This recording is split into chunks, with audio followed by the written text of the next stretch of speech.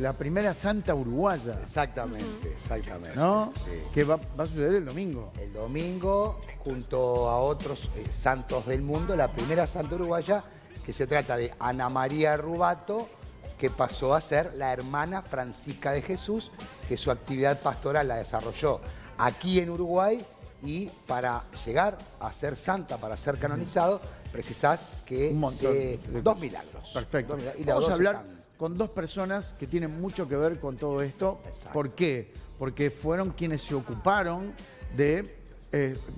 hay una especie de protocolo, si se quiere decir, Sí. con el Vaticano para que todo esto se lleve a cabo. Los recibimos. A ver, Nora Azanza y Raúl Delgado.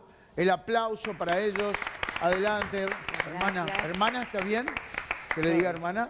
A mí me podés decir hermana. Nora simplemente. Nora, ¿qué dice Nora? ¿Cómo le va? Muy Tome bien. asiento nomás. Acá. Tome Bueno. asiento. Raúl, un gusto. ¿Te vas a quedar parado? Muchas gracias. Yo me quedo parado, no se preocupe, quiero crecer.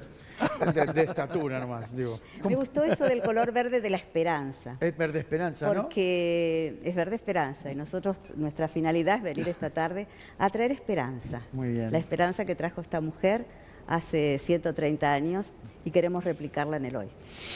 Hace 130 años, como bien Que dice. llegó al porque Uruguay. ahí está, ¿de dónde llegó? Ella llega de Italia, donde tiene dos periodos muy fuertes, su infancia en Carmañola, hasta los 19 años. Carmañola es un pueblito del norte de Turín, y después sus otros 20 años, que esto es lo curioso, ¿no? Ella en Carmañola vive una gente, tiene papás obreros, una familia obrera, ¿no? Y de todos modos una familia de fe, ¿no? Y después, cuando pierde la familia, tiene una infancia muy marcada por la muerte de hermanos, sobrinos. Y a mí me gusta pensar, ¿no, Raúl?, que ella nunca se preguntó el por qué. Pensaba cuando estaba hablando Carmela, Ajá. que ella decía sí, para algo. Y es verdad. Es distinto preguntarse el por qué te lleva siempre a revolver la misma polenta. ¿Por qué esto? ¿Por qué aquello? Porque, claro, es decir, que ¿para qué? ¿Para Que qué? uno no lo ve inmediatamente, lo ves retroactivo en la historia. Ajá. Entonces, con todos esos para qué que ella tendría de su infancia, la primera cosa que decide es consagrar su vida a Dios. Y en un programa que hicieron en Radio Sarantí, con Mariano al frente, hicieron la historia y la recrearon de una manera tan linda que nosotros los hemos mandado a todos nuestros colegios. Bueno, Mariano me estuvo contando, todo el día estuvo contándome sobre este caso. A ver, te entendí, digo, por el lado de que cualquiera que le hubiese pasado, o a la mayoría de las personas que le hubiese pasado lo que le pasó a esta mujer, estaría enojadísima con Dios. Por supuesto, Claro. por supuesto. Y ella no. No, Ella, al contrario, se unió más a Dios. claro, porque viste que Dios se manifiesta en los acontecimientos históricos. Nosotros siempre vemos un Dios en el cielo, que no tiene nada que ver con nosotros. Y al contrario, al hacerse hombre, Dios tiene que ver con todo lo nuestro. Y nada de lo nuestro, absolutamente nada, ni siquiera nuestros errores y pecados, son ajenos a Dios. Para que suceda lo que va a suceder el domingo, tuvieron que pasar muchas cosas. Muchas cosas. ¿No? Por ejemplo, el tema de los milagros. Claro. Te he de decir, Luis, yo empecé a trabajar en el Colegio San José de la Providencia, donde conocí realmente a la Madre Francisca, donde las hermanas me hicieron ir haciendo conocer este perfil.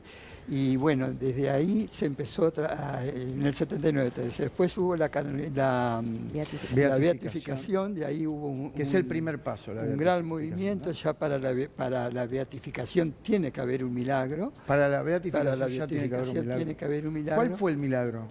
Después la hermana les cuenta. Bien. Y entre la beatificación y la canonización tiene que haber otro milagro comprobado, más allá de todo lo que nosotros podamos decir que la Madre Francisca ha hecho. Bien.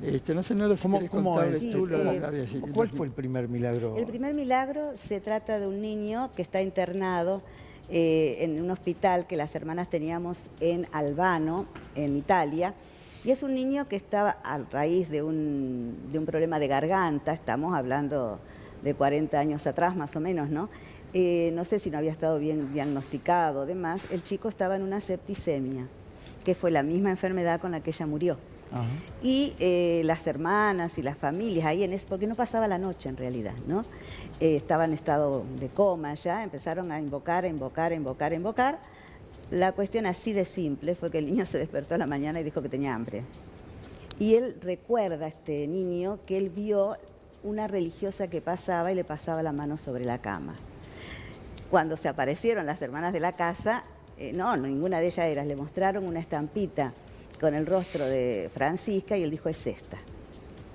Bueno, el otro día nosotros hicimos un encuentro internacional con todas nuestras hermanas y laicos del mundo y estaba la hija de este chico, ¿no? que ya falleció ahora, ¿no? Pero que estaba como... Él siempre dijo que su padre le habló de Francisca Rubato. Y el segundo milagro es del Uruguay. Se lo merecía. Que ese sucedió después de la beatificación. Claro, ese sucedió en el año 2000, pero poco tiempo, porque la beatificación fue en el 93 y el milagro en el 2000. Ahora, hay que decir que la Iglesia es sumamente rigurosa antes de decir que esto es un milagro, porque la Iglesia respeta la ciencia, ¿no? Entonces, este chico tiene 14 años también, un niño y un joven. Acá en Uruguay. Acá en Colonia. Se llama Jonathan, yo el apellido no lo recuerdo. Bien. Ahora está en Roma, porque está invitado para participar. Para el domingo. Para el domingo.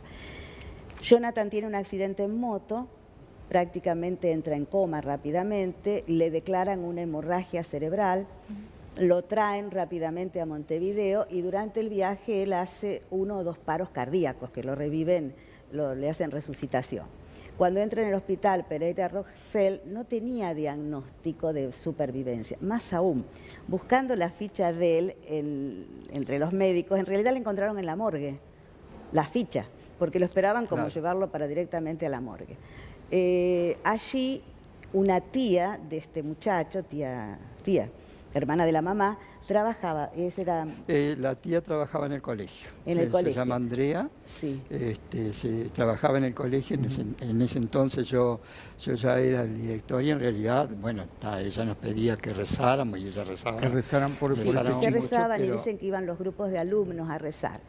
Él tenía muy pocas probabilidades de sobrevivir, pero si sobrevivía tenía el 90% que iba a quedar con secuelas. Por supuesto que se aplica la medicina, porque nada es en contra de nada, ¿no? A los pocos días, porque eso también es un dato significativo, cuando no se prevé que la medicina haya hecho todo su curso, el chico se despierta. Se despierta en pleno conocimiento y en plena conciencia, no recuerda el accidente. Y de ahí empieza una recuperación, tanto que esto fue a mediados de marzo, a mediados de abril le dan el alta y en agosto él está en la escuela. ¿Dónde está sobre todo el milagro? Ajá. El milagro, bueno, está en esta rápida recuperación, pero que a lo largo de todos estos años, 22 años, le vuelven a hacer los estudios como último momento para verificar y no tiene ninguna secuela. Ninguna. Nada, como en el cerebro no hubiera pasado nada. Entonces, para los médicos, cuando había el 90 o más % de que quedara con secuelas, que no las hubiese en el momento y que no las hubiese después, fue ¿Y cuál es, digamos, cuál es la conexión con Francisca? A través de su tía y a través del Colegio de su San tía. José de la Providencia, porque él, a diferencia del otro niño, no recuerda. Y no recuerda el hecho... Como el otro niño recordaba a esa hermana pasándole la mano por la cama. A este chico se tuvo que contarle, ¿no? Y de hecho se le habló mucho. Pero fue la intercesión a ella hecha por un colegio, fundado por ella, caminado por ella, que lo llevó siempre en el corazón, ¿no? Y el Vaticano decide, porque a ver, Mariano tiene todos los números. Sí, esto no es, perdón, pero esto no es, che, vengo porque... Claro. No, esto se investiga, la causa de los santos. Hay una causa. Ahí va. Hay un comité, si se quiere. Mariano, hay un juicio. Exacto. Como Hay si un fuese juicio, hay un comité, sí, por ejemplo, abogados. yo recuerdo que vinieron de Roma a investigar, yo incluso salí como testigo de que realmente eso había pasado. Es un comité muy serio, la persona que te interrogaba también era muy como acá, lo real, ¿no? Como debes. Ahora, pero ¿cuáles después son? hay declaraciones médicas. Bien, pero más allá de los milagros, ¿qué otras cosas tienen que suceder o inciden en la decisión de santificar a alguien? Bueno, en la decisión de santificar a alguien existen los testimonios que los demás dicen que ella vivió. No lo que ella escribe, si bien escribe 900 cartas, pero les voy a decir después que son cartas. No hay dentro de esas cartas un tratado de espiritualidad ni nada. Son cartas de una mujer del mundo, sin ser del mundo, que escribe por necesidades, porque necesita esto, necesita aquello, da este consejo, da este otro. Ella, la iglesia mira lo que las personas que la han visto vivir dicen de ella sobre 4 puntos. Cómo vivió, qué conocimiento se tiene de su infancia y adolescencia, cómo vivió la fe, la esperanza, la caridad, la justicia, la templanza, la fortaleza, nunca me acuerdo de la cuarta, la cardinal, bueno, y la prudencia. Entonces, sobre este esquema se cita todos los testigos de los 2 lugares. De Montevideo, que hay muchos, hay testigos oculares y hay testigos que, hijos, familiares, amigos de estos testigos oculares. Cuando recogen todo ese material, se arma un libro así. Entonces, ese libro es estudiado por un grupo de abogados civiles, Ajá. y lo que hacen es ver qué puntos de coincidencias y qué puntos de contradicción puede haber entre los testigos. Bien, como hacen, ¿no? Perfecto. La defensa, Sí. nosotros llamamos el abogado del diablo y el abogado de la defensa. Perfecto. Yo tuve la gracia de trabajar directamente en esto, ¿no? En Italia. Y a nosotros nos llegó una vez, cuando fuimos a hablar con el abogado de la defensa, decía, bueno, yo tengo 20 puntos que no sé cómo contestarlos, porque son 20 contradicciones dentro del proceso. Uno, por ejemplo, muy simple, era que ella traía al Uruguay y después llevó a las selvas del Amazonas a hermanas muy jóvenes. Pero que en la congregación solo había hermanas jóvenes. Ajá. Bueno, y documentarlo eso. Otro punto, que ella había sido muy imprudente, que no había ejercido la virtud de la prudencia, porque llevó a 7 hermanas que después murieron a causa de una revuelta de la gente del lugar, de los indígenas, y bueno, como que ella las expuso. Sí. Entonces, Eso fue en Brasil, Marañón. Sí. Brasil. Después buscando en las cartas de ella, en las cartas de quienes eran sus superiores eclesiásticos, le encontramos una fundamentación a los 20 puntos, que eso fue todo a estudiar después por 9 teólogos que nunca vamos a saber quiénes fueron. Y los 20 teólogos afirman que esta mujer merece ser beatificada porque su vida y su obra es una palabra de Dios para los hombres de esta generación. Así De que este mundo. a partir del domingo, Santa Francisca. Santa Francisca del Uruguay, vamos a llamar. Santa Francisca del Uruguay. Usted me dijo que había una estampita de ella. Por supuesto, después se las vamos. Acá tengo. Para todos. Ah, trajo para todos. por supuesto. Ahí está, Hoy es estamos esa. regalados. Sí, y le di una Carmela recién antes de que saliera. Ah. Muy bien. Ahora después se la doy a ustedes, chicos. Sí. Ahora, Un par de cositas de la oración. historia de, Sí, sí. de Ana María. El actual Colegio de la Providencia fue en sus orígenes, está en un lugar que cuando llegó Ana María al Uruguay, era un páramo desierto, Belvedere, ¿verdad? Y ahí puso su taller de costura. Era Belvedere a principios del siglo XX. Fines del siglo, desde Fines el del 93. 19, sí. Exacto. O sea, era un desierto, era un descampado. Ahí pasaba gente que trabajaba en los frigoríficos, estaba cerca de los pueblos de pescadores. Y ahí ella quiere obtener un terreno, que por eso es San José de la Providencia. Y una idea nos da de que nosotros tratamos de mantener en los colegios la decisión, el poder decidir y la fortaleza al decidir. Ella decide que quiere poner ahí, porque ahí era donde se necesitaba que las chicas aprendieran cosas para salir de sus hogares, para poder promoverla.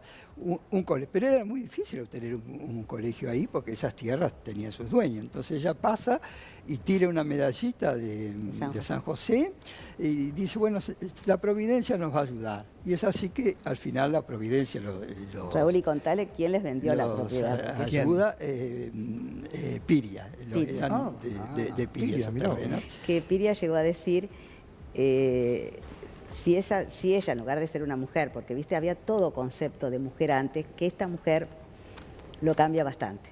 Dice, si no fuera una mujer, yo la abrazaría y le daría un beso. Piria dice. Piria diciendo eso. Y esa casa la tuvimos gracias a él. ¿Ustedes viajan? Pensemos que... Ahora no.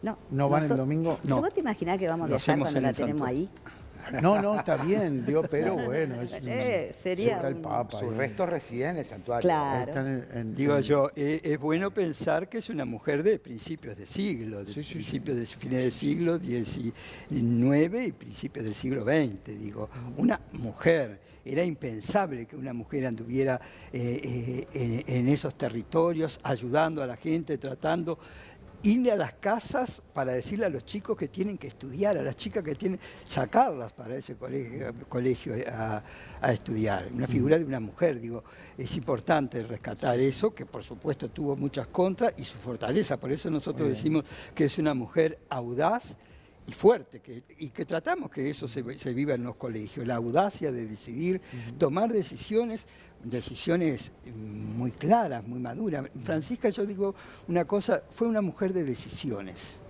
Ella decidió tomar, ser religiosa, por supuesto fue aconsejada, decidió venir a América, decidió cruzar el charco a la Argentina, decidió viajar, cruzó 7 veces el océano. Fue una mujer de tomar decisiones. Entonces nosotros como educadores en estos momentos, eso creo que nos tiene que hacer, porque nuestras decisiones como educador tienen que marcar la cancha del educador. Ella fue una mujer que decidió ir al encuentro. Decidió ir al encuentro de los pobres, Papa Francisco diría de los desclasados, de los desplazados, ir a ese encuentro. Bien. Entonces, yo estoy hablando con ustedes y me imagino, digo, ¿qué dice Monseñor, no? Estuvieron con él. Con Monseñor Sturla. Con Sturla. Yo tuve el 29 de abril con toda la conferencia episcopal Ajá. allá en Florida. Y bueno, hay un gran entusiasmo, un gran interés. De hecho, el Monseñor Sturla tiene en este momento la misión, como obispo de la diócesis, de presentar ante el Papa la figura de la nueva santa. Y después con él vamos a celebrar una misa en la catedral el 29 de mayo, invitando a todos los obispos y a todo el pueblo uruguayo, porque va a ser la acción de gracias de todo el pueblo uruguayo. Celebrando la santificación de Francisca. Sí, sí, sí. Bueno, muy bien, está bueno. Porque a mí me parece, ¿no? Y yo lo he dicho en otros medios también, que acá lo importante, sí es importante conocer su vida, pero eso remito acá a nuestro amigo, al experto, al Mariano. experto Mariano. Pero es importante pensar qué significa hoy para el pueblo del Uruguay. Porque nosotros no tenemos que quedarnos en lo que hicieron estas personas. Que los santos no son ni personas raras, ni personas que hicieron cosas extrañas. En el caso de Francisca, lo único que hizo fue una vida ordinaria, hacerla extraordinaria. Pero no extraordinaria por las obras así grandes, sino extraordinaria porque fue una mujer que caminó los barrios. Yo a veces digo, yo estoy caminando por los lugares donde ella caminó. Caminó los barrios, caminó las necesidades. Fue una mujer que con su fe la hacía mirar a Dios, pero un Dios que se encarnaba en esas situaciones concretas. Entonces yo digo, ella tenía el sagrario con la Eucaristía, pero tenía el sagrario humano con sus hermanos, ¿no? El 29 de mayo En la catedral. En la catedral. A las 16 horas. Tenemos, rápido chicos, Sí, porque no quiero... Un datito Bueno, de dale. color, Nora, ¿cómo la llama el Papa Francisco? Al Papa Francisco la llama la puerta de al lado. ¿A la quién? puerta a la Francisca. A la hermana Rubato. la santa a la puerta de al lado. Ah, sí. Sí, pero ¿por qué? ¿Pero por qué? Porque fue de la que se ocupó de los vecinos de al lado, primero. Y porque es una santa del pueblo, del barrio. Del barrio. de cercanía. De la cercanía, claro. Porque a mí me gustaría también decirles a ustedes, y con quien esto termino, que la madre, la Francisca, porque ahora todos somos Francisca, la santa uruguaya, no dedicó su vida a los pobres, pero ella siempre se hizo rodear por gente laica. La congregación nunca trabajó sola ni encerrada en sí misma. De hecho, nosotros ahora casi todas nuestras obras están confiadas a laicos. Pero lo hizo desde siempre. ¿Y cómo hizo? Cuando llegó al Uruguay, como se veía que sola no podía con todo, formó. ¿Y quiénes la ayudaron a ella? La gente más renombrada del Uruguay, que le dejaron inclusive en herencia todos sus bienes. Y eso no es poco. Dicen que el Uruguay es laicista. Yo creo poco en eso. Creo que tiene otra forma de expresar la religión, Perfecto, que a lo mejor no es entiendo. como la expresa la religión católica. Pero eso no quiere decir que no tengan fe. Buenísimo. Y ella no excluyó a nadie de eso. Al contrario, nosotros lo tenemos como principio pilar, involucrar al laicado en esta misión que tiene la Iglesia, pero cada uno desde su lugar, desde Muy su bien. estado. Por eso hay como 4 herencias, ¿no?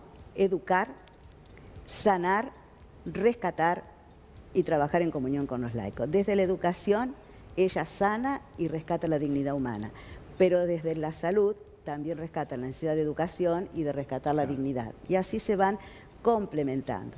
Ciertamente ella lo hace iluminada por la fe y también con el interés que la gente ame mucho a Dios, como quien garantiza eso.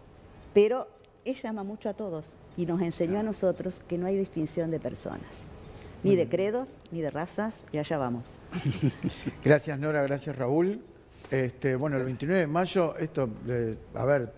lo celebramos en la catedral. Sí, pero también el 15 de mayo A ver. el santuario va a estar abierto desde las 4:30 de la mañana, cuando Ajá. empieza la transmisión de Roma, y nosotros invitamos a todos los que quieran Que el unirse. santuario es... Carlos María Ramírez, 56. 56, 2 números nada más, es de verdad. Sí, sí, sí. Carlos María, 56. Y Carlos María Ramírez, esquina 56. Julián Laguna. Y que después, a la tarde, va a haber sí una misa de acción de gracias también, para los que quieran ir, que van a participar 3 obispos, Bien. hasta un obispo que viene del Brasil, y más de 20 sacerdotes. Y después vamos a hacer una fiestita, al estilo Está bien. uruguayo. Perfecto. Entonces, muy Francisca bien. somos todos, Muy nuestra bien. primera Que santa nadie se le uruguaya. ocurra llegar solo para la fiesta. No lo no entra.